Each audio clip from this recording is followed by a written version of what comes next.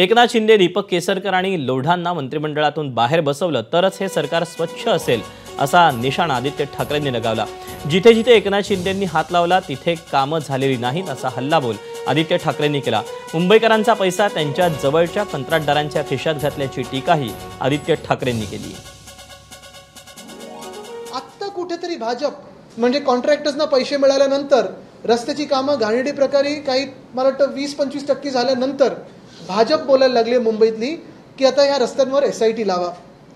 हेच मी गेले 2 वर्ष सांगत होतो की मुंबईचे जे रस्त्याचा घोटाळा चालू आहे एकनाथ शिंदेंच्या देखरेखीत, खोके सरकारच्या देखरेखीत, तो घोटाळ्याची चौकशी करा।